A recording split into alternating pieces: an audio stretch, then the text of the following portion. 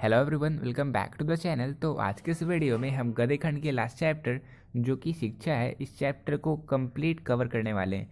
इस वीडियो में हम इस चैप्टर के सारांश को, इसके कंप्लीट ऑब्जेक्टिव क्वेश्चंस को और इसके कंप्लीट सब्जेक्टिव क्वेश्चंस को कवर करने वाले हैं। और ये चैप्टर लिखा गया था जे कृष्णमूर्ति के द्वारा, जहाँ पे इन्होंने ये बताया था कि शिक्षा का मेन मोटो, मेन उद्देश्य बस जीविका कमाना नहीं है, बस मनी अर्न करना नहीं है, बल्कि इसके साथ ही साथ मानव को सुदृढ़ करना है। तो इस चैप्टर में क्या कुछ हमें पढ़ना था, हम इसे सारांश में देखने वाले हैं, ताकि एग्जाम में अगर आपसे सारांश भी पूछा जाए तो आप इजीली इस क्वेश्चन को सॉल्व कर सको। ठीक है, तो स्टार्ट कर दें इस वीडियो को।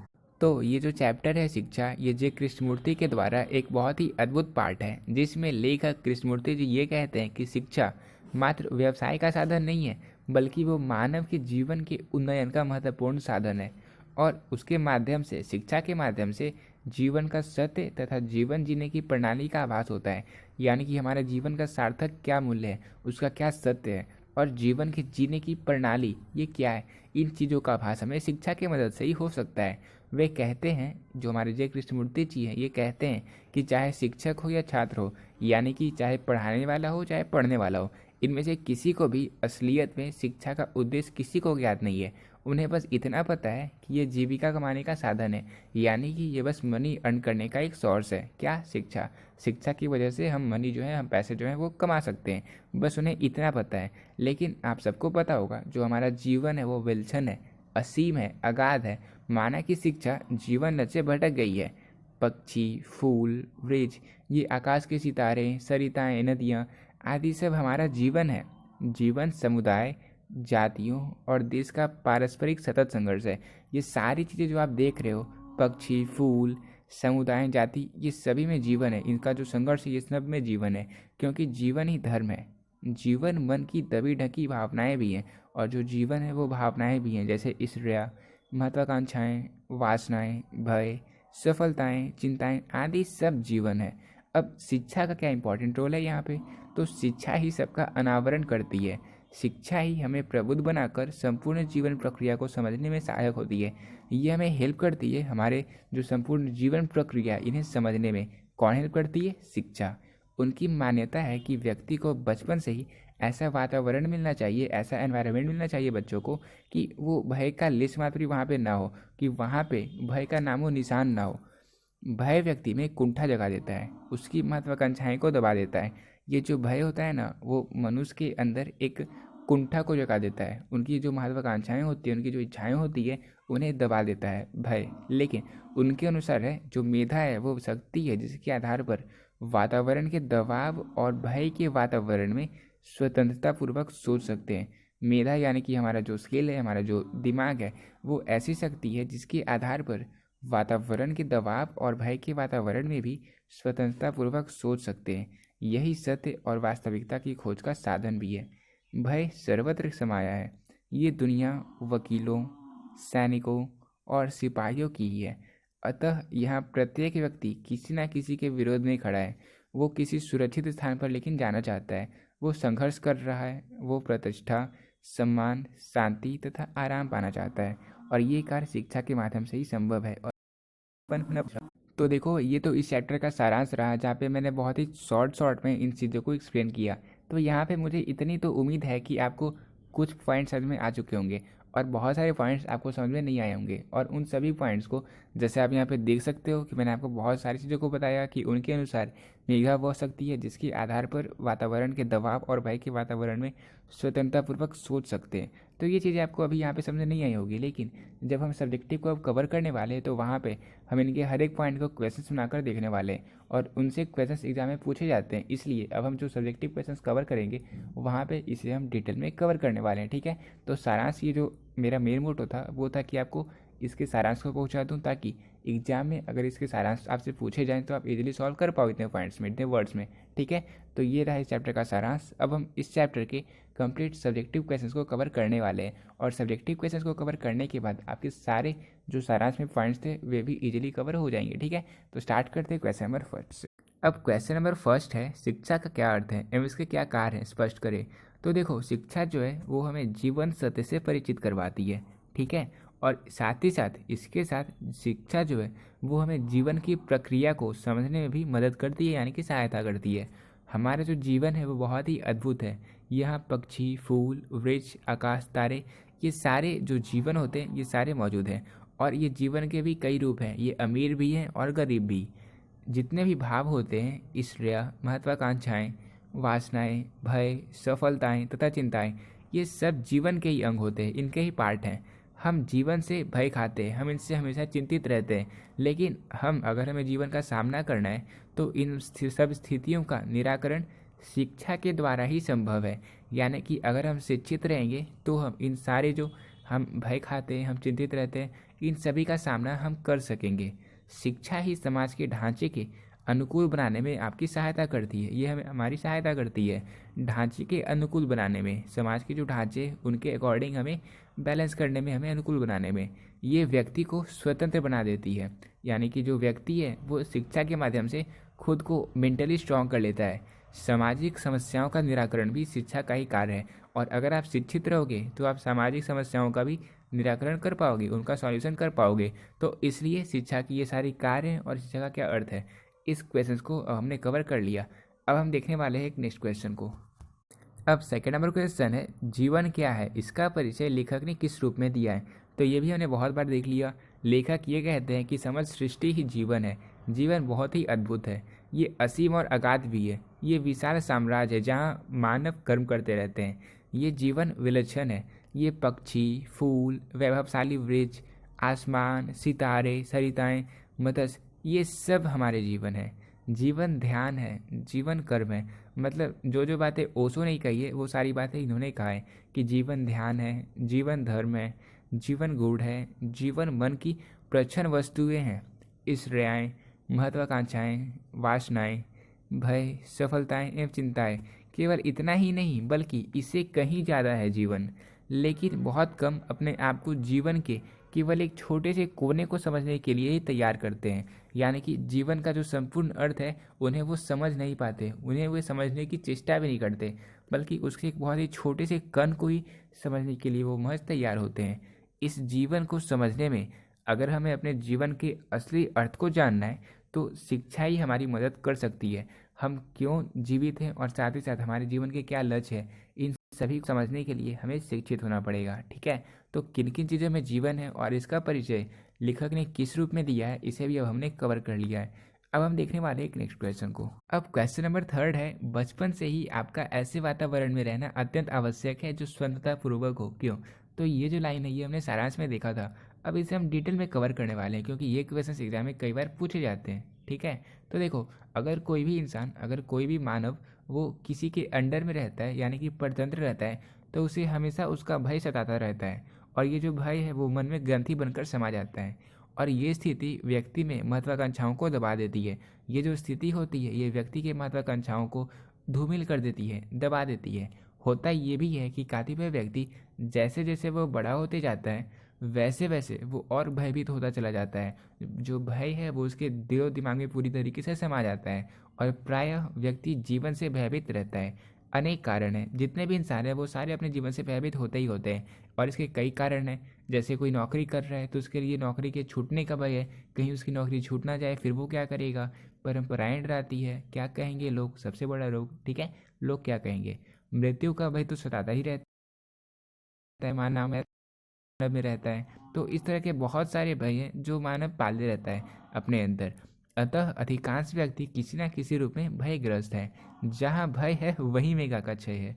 इसलिए व्यक्ति को बाल्यकाल से ही, यानी कि बचपन से ही ऐसे एनवायरनमेंट में रहना चाहिए, ऐसा वातावरण मिलना चाहिए जहाँ भय का नामो निशान भी ना हो, जहाँ भय का लैस भी ना हो, स्वतंत्रता हो, मनचाहे कार्य करने की छूट हो। एक ऐसी स्वतंत्रता हो जहाँ आप जीवन की संपूर्ण प्रक्रिया को समझ सके। यानी कि आपको एक ऐसे एनवायरनमेंट में रहना है जहाँ पे आप खुद के डिसीजन ले सको। ठीक है, तो ये हुआ हमारा इसका अर्थ। बचपन से ही हमको ऐसे वातावरण में रहना चाहिए, बहुत ही ये आवश्यक है जो स्वतंत्रता पूर्वक हो। ठीक है, तो ये क्वेश्चन नंबर 3 को हमने देख लिया। अब हम देखने वाले हैं क्वेश्चन नंबर 4 को। अब क्वेश्चन नंबर 4 है, जहाँ भय है वहाँ मेधा नहीं हो सकती, ऐसा क्यों। तो देखो, यहाँ पे भय के बारे में बहुत ही ज़्यादा चर्चा किया गया है कि जो भय है उसी के कारण एक जो जीवन है, जो मनुष्य है वो अपने जीवन को ठीक से समझ नहीं पाता। लेकिन अगर वो भय से मुक्त ऐसे वातावरण में रहे जहाँ पे भय का नामो निशान ना हो, तो वहाँ पे उसका प्रॉपर विकास हो सकेगा। ठीक है, देखो, भय हमारी समाज शक्तियों को, हमारी समाज की जो शक्तियाँ हैं उन्हें कुंठित कर देता है। फिर चाहे मेधा हो या अन्य कोई भी शक्ति हो, जो व्यक्ति बचपन से ही ऐसे वातावरण में रहते हैं जहाँ भय का लेश नहीं हो, जहाँ भय का नामो निशान ना हो, तो वहाँ पे उनका जो विकास होता है वो चहुमुखी होता है। यानी कि वो बहुत ही जल्द अपना विकास कर पाते हैं, हर एक फील्ड में वो आगे बढ़ पाते हैं, और उनकी मेधा शक्ति भी बहुत ही प्रबल हो जाती है। बालक जब चारों ओर भय देखते हैं, लेकिन दूसरी ओर अगर बालक अपने चारों ओर सिर्फ और सिर्फ भय देखता है, तो उसका विकास तो हो जाता है, पर उसकी जो मेधा है वो हमेशा मेधा शक्ति कुंठित रह जाती है। जीवन में हजारों भय होते हैं, जैसे जीविका का भय, परंपराओं का भय। जैसे आपको लगता होगा कि आप कुछ डिसीजन लेते होगे, कुछ कड़े डिसीजन लेते होगे, कुछ नेट डिसीजन लेते होगे, तो आपको लगता होगा कि लोग क्या कहेंगे, तो ये सारे आपके भय ही हैं। पत्नी का भय, अधिकांश व्यक्ति किसी न किसी रूप के भय में डूबे रहते हैं। तो इस तरह से सारे व्यक्ति किसी न किसी के भय में डूबे रहते हैं, उनकी मेधा शक्ति कुंठित हो जाती है। भयग्रस्त व्यक्ति क्या सोच सकेगा, फिर सत्य क्या खोजेगा। जो भयग्रस्त व्यक्ति होता है वो क्या सोच सकेगा, सत्य क्या खोजेगा। उसके पास सोचने का अवकाश ही नहीं होगा, और ना ही शक्ति ही होगी। उसकी में यह भी पूर्ण विकसित नहीं हो पाती है। जो भयग्रस्त होते हैं, भय हमारे सामने पग पग पर अवरोध उपस्थित कर देता है और सारी महत्वाकांक्षाओं को दबा देता है, क्योंकि हमें हर एक डिसीजन लेते के टाइम हमें भय रहता है, हमें एक डर समाये रहता है, इसलिए ये अवरोध उपस्थित कर देता है। चिंता का जन्म ही भय से ही होता है, और चिंता व्यक्ति को जीवित ही जला देती है। ठीक है, जो चिंता होता है उसका उत्पत्ति भी भय से ही होता है, और ये जो चिंता है ये एक मनुष्य को अंदर ही अंदर और जीवित ही जला देती है, उसे जलाकर खाक कर देती है। तो ये हमने क्वेश्चन नंबर 4 को भी डिटेल में कवर कर लिया। अब हम देखने वाले हैं एक नेक्स्ट क्वेश्चन को। अब 5 नंबर क्वेश्चन है, जीवन में विद्रोह का क्या स्थान है। तो देखो, अगर कोई भी मनुष्य जीवन के सही अर्थ को समझ पाता है, सत्य को समझ पाता है, तो अगर उसे तनिक भी कसकसाहट का भाव आता है तो वो विद्रोह कर बैठता है, और ये विद्रोह किसी के खिलाफ भी हो सकता है। ठीक है, तो अब हम इस क्वेश्चन को क्लियरली देखने वाले हैं। देखो, हमारा जीवन बड़ा ही कुरूप बन चुका है, तो आज का हमारा जो लाइफ है वो बहुत ही कुरूप बन चुका है। जब कोई व्यक्ति सचमुच जीवन की इस ऐश्वर्य की, इसकी अनंत गहराई और इसके अद्भुत सौंदर्य की धन्यता महसूस कर लेता है, जब वो सचमुच के जीवन के अर्थ को, इसकी सच्चाई को और इसके अद्भुत सौंदर्य, अनंत गहराई और इसके ऐश्वर्य की धन्यता को महसूस कर लेता है, तो जीवन के प्रति तनिक भी कसकसाहट का भाव अगर उसके मन में आता है तो वो विद्रोह कर बैठता है। और ये विद्रोह संगठित धर्म के विरुद्ध भी हो सकता है, और हो सकता है वो परंपरा के खिलाफ भी। ठीक है, और उस सड़े हुए समाज के खिलाफ भी हो सकता है। तभी मानव बनकर सत्य की खोज करना संभव हो सकेगा। जिंदगी का अर्थ अपने लिए सत्य की खोज, और ये तभी संभव है जब स्वतंत्रता हो, जब एक भयमुक्त वातावरण में हम जी सकें। भय से मुक्त होने के लिए व्यक्ति को विद्रोह करना पड़ता है। अतः जीवन में विद्रोह का महत्वपूर्ण स्थान है। और आपको पता होगा कि हमारा जो देश आज़ाद हुआ वो भी विद्रोह के कारण ही हुआ, तो इसलिए जीवन में विद्रोह का महत्वपूर्ण स्थान है। आपको स्वतंत्रता हासिल करने के लिए विद्रोह करना ही पड़ेगा। ठीक है, तो समझ चुके होंगे आप कि जीवन में विद्रोह का कितना महत्वपूर्ण स्थान है। अब हम देखने वाले हैं क्वेश्चन नंबर 6 को। अब क्वेश्चन नंबर 6 है, व्याख्या करें। यानी कि ये जो क्वेश्चन है ये आपके एग्जाम में 4 मार्क्स का पूछा जाता है। ठीक है, तो एक लाइन आपको दिया रहेगा और उस लाइन को आपको एक्सप्लेन करना रहता है। देखो, क्वेश्चन है, यहाँ प्रत्येक मनुष्य किसी न किसी के विरोध में खड़ा है और किसी सुरक्षित स्थान पर पहुँचने के लिए प्रतिष्ठा, सम्मान, शक्ति व आराम के लिए निरंतर संघर्ष कर रहा है। तो इसका क्या अर्थ हुआ, इस जो ये जो वर्ड है इन सभी का हमें एक्सप्लेन करना है, एक्सप्लेनेशन देना है। देखो, ये जो पंक्तियाँ हैं ये पंक्तियाँ जे कृष्णमूर्ति द्वारा रचित निबंध शिक्षा से उद्धृत है। यहाँ एक महत्वपूर्ण तथ्य का उद्घाटन किया गया है कि आज का समाज असंगठित है, यानी कि वेल ऑर्गेनाइज्ड नहीं है, परस्पर मनमुटाव से ग्रस्त है, और प्रायः व्यक्ति जो है वो एक दूसरे के विपरीत खड़ा है, उसके अपोज कर रहा है। व्याख्या, समाज टुकड़ों में बटा है, जातियों में बटा है, वर्गों में बटा है, संप्रदायों में बटा हुआ है। प्रत्येक वर्ग एक दूसरे वर्ग के प्रति विद्रोह की भावना ही समेटे रहता है, यानी कि सब एक दूसरे के खिलाफ ही बने रहते हैं। एक उनकी भावना होती है एक दूसरे के खिलाफ रहने की। शोषण, शोषित का संघर्ष तो स्वाभाविक है ही, यानी कि जो शोषक है वो शोषण करता है शोषित का, तो ये तो जो संघर्ष है शोषित का वो तो स्वाभाविक है ही। एक ही धर्म के मानने वालों का परस्पर संघर्ष कहाँ तक उचित है, और जो एक ही धर्म के होते हैं उनका भी अलग अलग जो मत होता है वो कहाँ तक उचित है, उन तक उचित है। एक दूसरी स्थिति भी है, वो है आगे बढ़ने की लालसा में भले ही इसके लिए दूसरे को कुचलना पड़े। तो ये बहुत ही अब बहुत ही कॉमन हो चुका है कि कोई भी इंसान अपने को आगे बढ़ाने के लिए, खुद को आगे बढ़ाने के लिए बाकी सभी को कुचलना चाहता है, यानी कि बाकी सबको पीछे ढकेलना चाहता है। तो ये कहाँ तक उचित है? ये मानव की नियति है, समाज की नियति है और राष्ट्र की भी है। हर एक राष्ट्र, हर एक समाज, हर एक इंसान अपने आप को ऊपर उठाने के लिए अगर किसी दूसरे को कुचलने की नौबत आ पड़े तो वो उसे पीछे नहीं रहता। ये आज की दुनिया का सत्य है। एक राष्ट्र दूसरे के प्रति ऐसा ही भाव रखता है। आप देखते ही हो, चाहे चीन हो या चाहे पाक हो, चाहे यूएस हो, चाहे इंडिया हो, चाहे रसिया हो, कोई भी हो, सभी के मन में ये भावना पली रहती है। वे सभी इसी इरादे से अपने जो इतने भी डिसीजंस होते हैं वे सारे लेते हैं। तो ये रहा हमारा क्वेश्चन नंबर 6, जिसका एक्सप्लेनेशन हमने अच्छे से कर लिया। अब हम देखने वाले हैं क्वेश्चन नंबर 7 को। अब 7 नंबर क्वेश्चन है, नूतन विश्व का निर्माण कैसे हो सकता है? तो देखो, नूतन विश्व जहाँ पे मनुष्य जो है उसे जीवन के सत्य को समझ पाए, जीवन के अर्थ को समझ पाए, तो वैसा संसार हम किस तरह से बना सकते हैं? तो वैसा संसार हम तभी बना सकते हैं जब मनुष्य के पास खुद से डिसीजन लेने की पावर आ जाए, यानी कि वो खुद से अपने इच्छानुसार डिसीजन लेगा, उसे किसी प्रकार का भय नहीं रहेगा। तो वही उसी तरीके से, उसी की मदद से हम नूतन विश्व का निर्माण कर सकते हैं। ठीक है, देखते हैं हम इसके आंसर को। देखो, स्वतंत्रता युक्त वातावरण, उन्मुक्तता और भय मुक्तता का वातावरण जब बनेगा, व्यक्ति के पास सत्य खोजने की शक्ति आ जाएगी और ये सत्य ही नूतन विश्व निर्माण में सहायक होगा। देखो, यहाँ संघर्ष है, आज के जो जीवन है इस जीवन में संघर्ष है और जो आदमी है वो एक दूसरे के विपरीत ही खड़े हैं, यानी कि एक दूसरे के ही खिलाफ खड़े हैं, एक दूसरे का ही अपोज कर रहे हैं। तो ये जो स्थिति है, ये स्थिति तो भौतिक विकास में ही बाधक है। ये स्थिति भौतिक विकास में ही बाधक है। तो आप खुद बताओ, आध्यात्मिक और मानसिक विकास इस स्थिति में हो ही नहीं सकता, कैसे हो सकता है?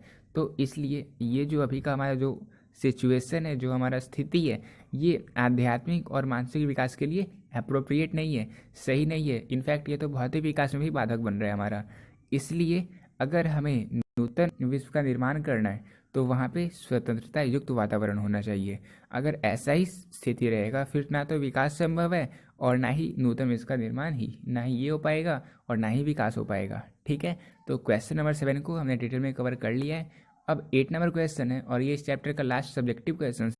क्रांति करना, सीखना और प्रेम करना तीनों पृथक पृथक प्रक्रियाएं नहीं है। तो अब हमें इसे एक्सप्लेन करना है कि जो क्रांति करना है, सीखना है और प्रेम करना, ये तीनों अलग अलग प्रक्रिया नहीं है। इसे हमें अब एक्सप्लेन करना है। तो देखो, आज हमें चारों ओर अराजकता ही पसरी दिखाई देती है। हमको उसे बाहर आना है तो क्रांति का विस्फोट आवश्यक है, और अगर हमें अराजकता से बाहर होना है, इससे बाहर आना है, तो क्रांति लानी ही पड़ेगी। जिस तरह से स्वतंत्रता के लिए क्रांति जरूरी थी, ज़रूरत थी, उसका डिमांड का, सिचुएशन का डिमांड था, उसी तरीके से अगर हमें अराजकता से बाहर होना है तो क्रांति का विस्फोट आवश्यक है। इसके अभाव में भय मुक्त व्यवस्थित समाज की रचना हो ही नहीं सकती। क्रांति के अभाव में अगर हम चाहते हैं कि हम एक भयमुक्त एनवायरनमेंट बना दें, ऐसा वातावरण बना दें, तो ये संभव है ही नहीं। इस तरह के समाज की रचना हो ही नहीं सकती बिना क्रांति के। चारों ओर पतन, भ्रष्टाचार, अराजकता, मूल्यहीनता पसरी है। उसको देखकर हमारी जो आत्मा है वो तड़प उठती है और इसके विरुद्ध क्रांति आवश्यक है। और देखो, सीखना जो है वो पहली सीढ़ी है। हम जो कुछ सीखते हैं उसका उपयोग निर्माण में करते हैं। जो कुछ भी हम सीखते हैं उसका उपयोग हम क्या करते हैं? निर्माण में करते हैं। और साथ ही परिस्थितियाँ भी मनुष्य को बहुत कुछ सिखा देती है, और वो कुछ सिखा देती है जो शायद गुरु भी ना सिखा पाए। जो गुरु भी नहीं सिखाते वो हमें परिस्थितियाँ सिखा देती है। पर सीखना तभी सार्थक है अगर उसका उपयोग समाज कल्याण में हो सके, यानी कि जो कुछ हमने सीखा है उसका उपयोग हम समाज कल्याण में कर सके, तो वही सार्थक है, अन्यथा वो निरर्थक है। प्रेम हमारी प्रेरणा गति भी है। जिससे हमें प्रेम है हम उसका कल्याण ही चाहेंगे। तो जिससे हमें प्रेम है हम उसका कल्याण ही चाहेंगे, ऑब्वियस सी बात है। समाज, राष्ट्र से यदि हमें प्रेम है तो हम उसका भी कल्याण ही चाहेंगे। ये भावना हमें क्रांति के लिए भी प्रेरित कर सकती है।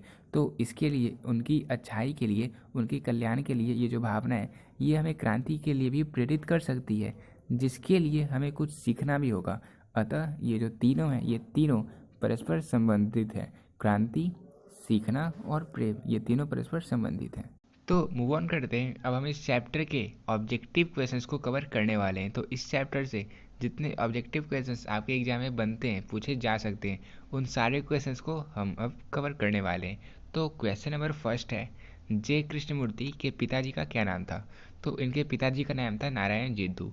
तो क्वेश्चन नंबर फर्स्ट का आंसर हो जाएगा ऑप्शन नंबर ए। अब सेकेंड नंबर क्वेश्चन है, कृष्णमूर्ति की माता की मृत्यु जब हुई तब उनकी अवस्था क्या थी?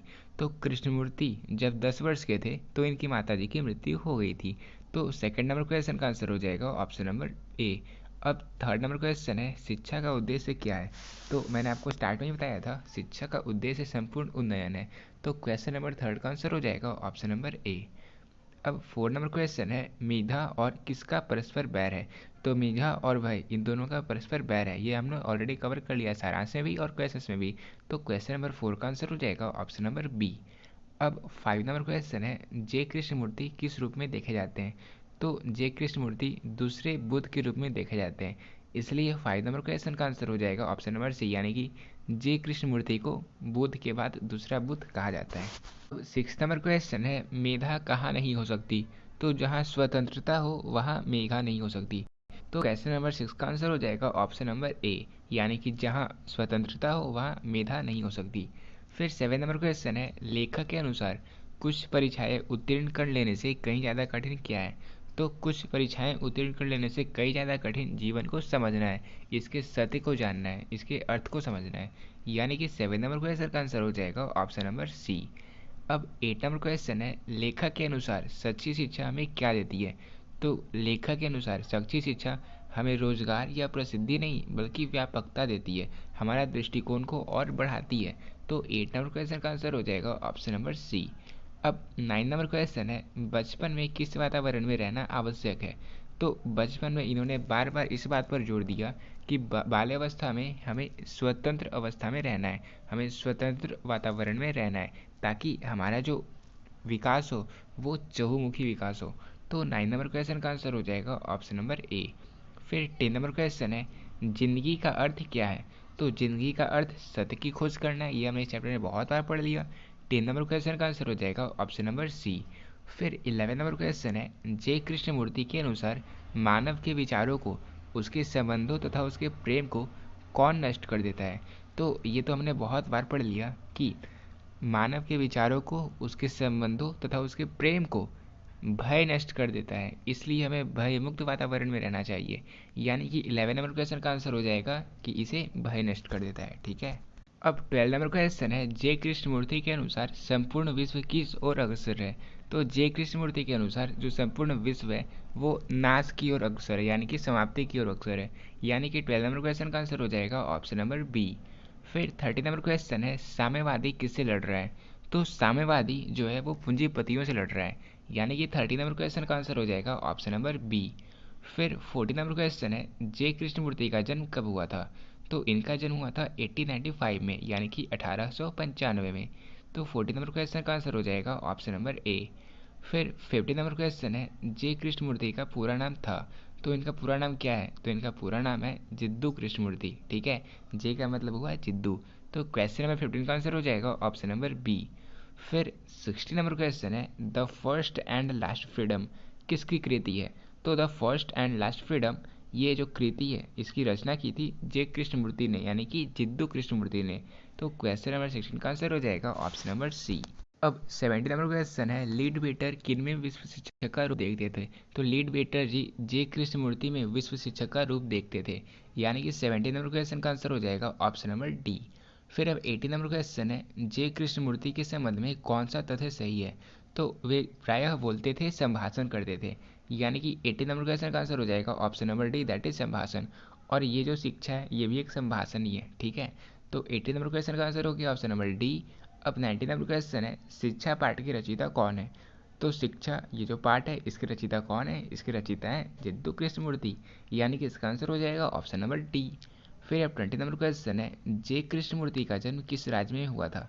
तो इनका जन्म हुआ था आंध्र प्रदेश में, एपी में, यानी कि 20 नंबर क्वेश्चन का आंसर हो जाएगा ऑप्शन नंबर ए।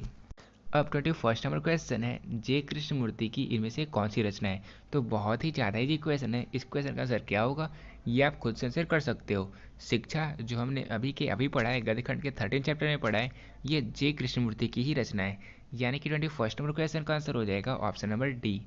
फिर अब 22 नंबर क्वेश्चन है, जे कृष्णमूर्ति की शिक्षा कृति क्या है?